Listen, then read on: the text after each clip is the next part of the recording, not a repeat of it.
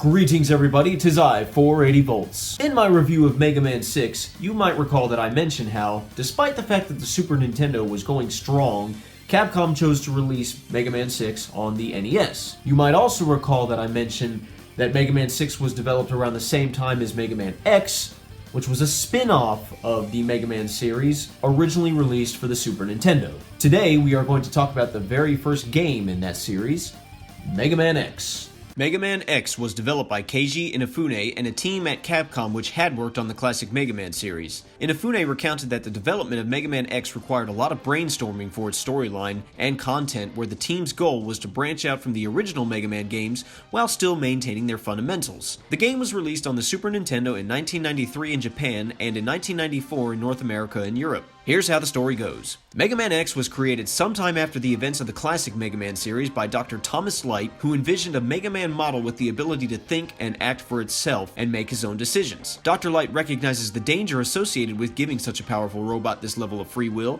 especially if it were to violate the very first law of robotics, a robot shall never harm a human, and installs a program that will run a series of tests and diagnostics on the new robot to ensure its reliability before allowing it to come online. This program will take approximately 30 years to run. Not expecting to be alive by that time, and not having anyone else to carry on his work, Dr. Light seals Mega Man X in an underground capsule to reduce the risk of the robot being stolen or activated prematurely. Some 100 or so years pass, and a human scientist named Dr. Kane discovers the robot and activates it. He also studies and replicates Mega Man X's free will abilities to newer robot models and calls them Reploids. Within a year's time, the design is standardized and Reploids are mass-produced. However, with the free will given to a Reploid comes the possibility of criminal activity. Such rogue Reploids are branded as Mavericks by law-abiding citizens. Eventually, the threat of Mavericks becomes so great that the government steps in, and under the advice of Dr. Kane, forms an elite military police organization called Maverick Hunters. Dr. Kane designs and constructs a highly advanced and powerful Reploid named Sigma to lead the Hunters. However, after some time, Sigma himself becomes Maverick,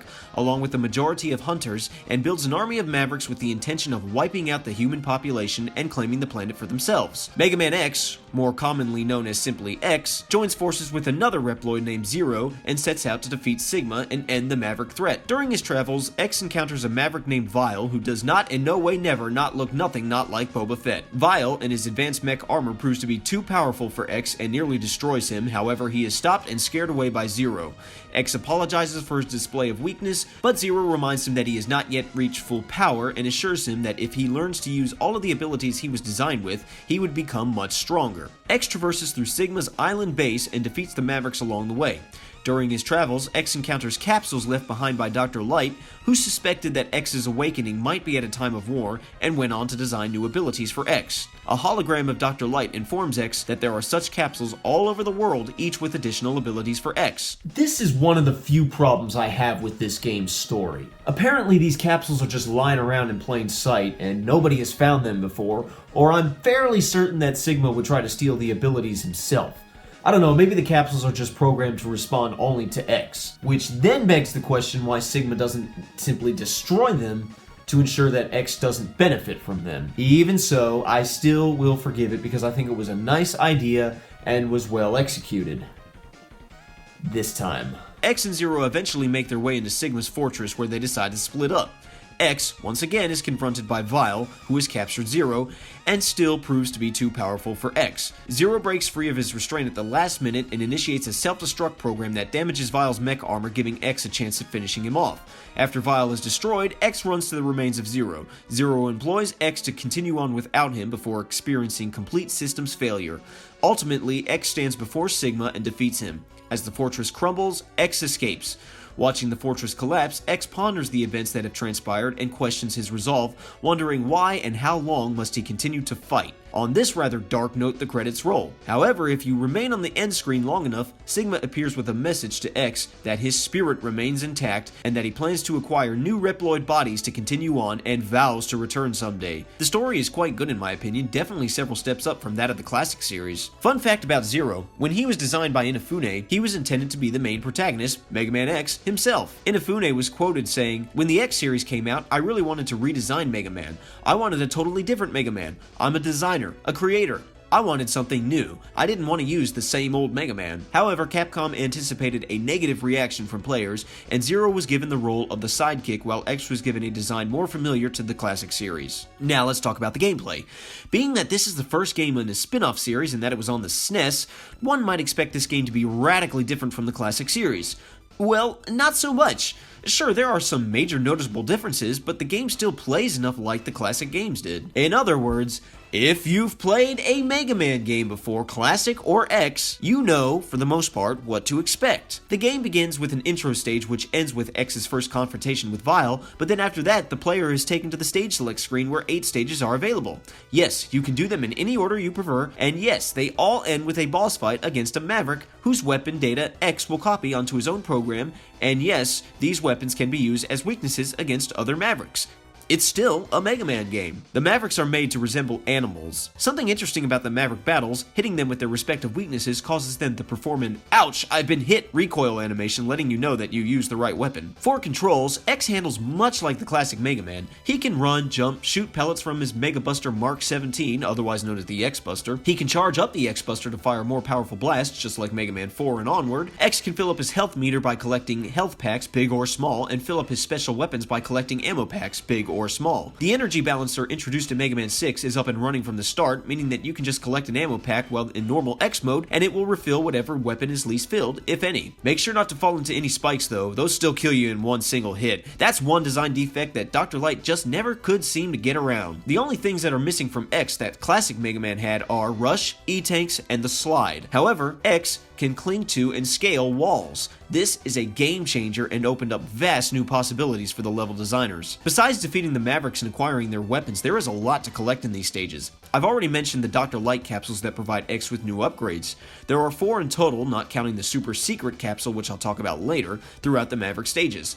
The leg upgrade, which is located in Chill Penguin stage and is completely impossible not to get, allows X to dash along the ground. This is extremely useful and makes up for X not being able to slide. The others are a little more out of the way and might require you to use special methods like other upgrades or Maverick weapons. You've got a helmet upgrade which allows X to break certain blocks with his head, the body armor which doubles X's defense, and the Buster upgrade which not only gives the X Buster a super powerful shot if charged up long enough, but allows X to charge up the special Maverick weapons as well.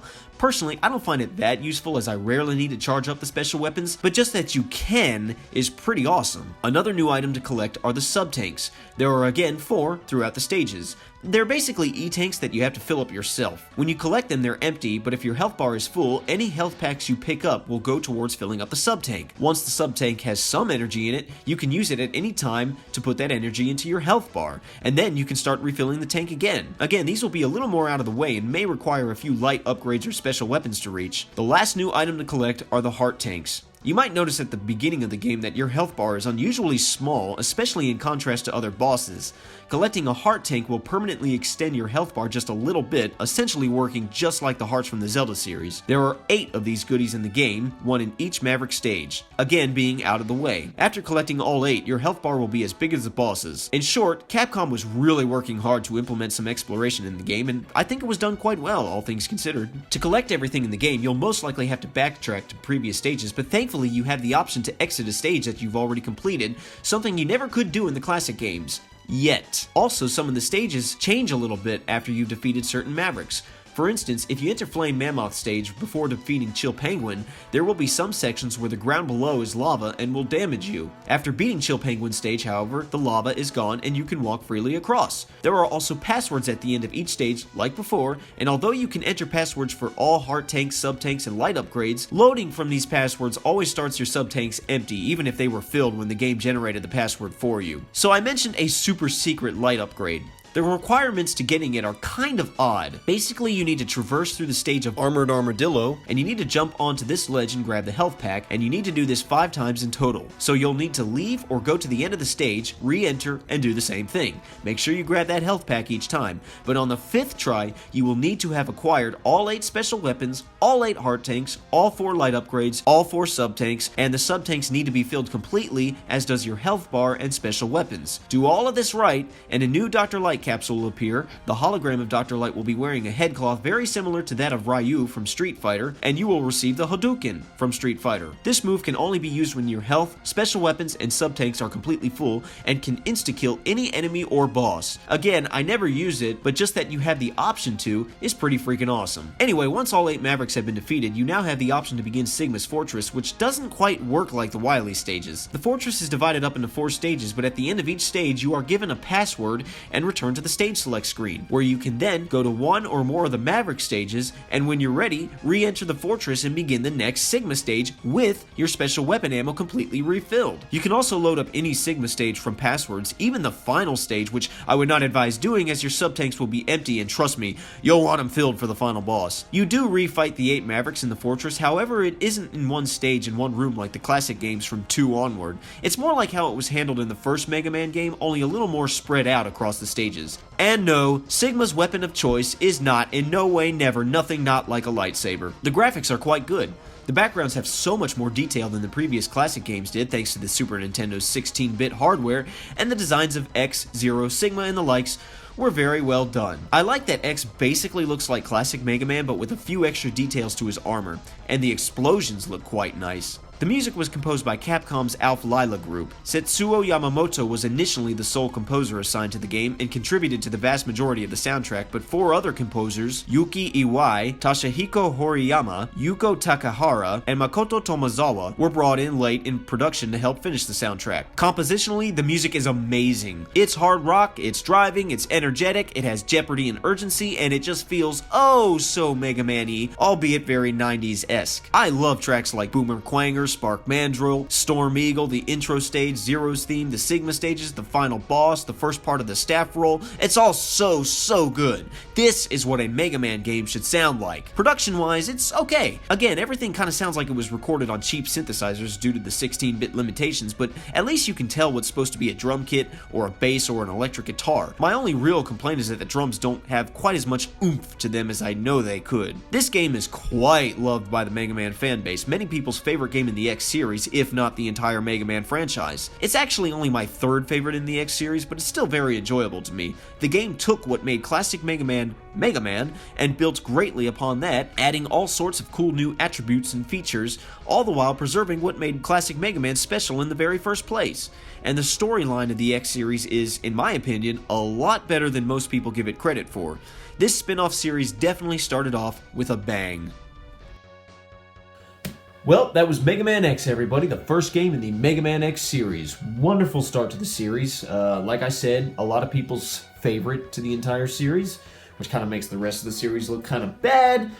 But like I said, it's only my 3rd favorite, so that means there's 2 other X games out there that I like even better. Anyway, I'm really looking forward to doing the rest of the X series, and a few more classic Mega Man games, and some other stuff. As always, thank you for watching. If you enjoyed the video, please like, share, comment, subscribe, do all the usual stuff that you're supposed to do, and I will see you in the next video. Peace out.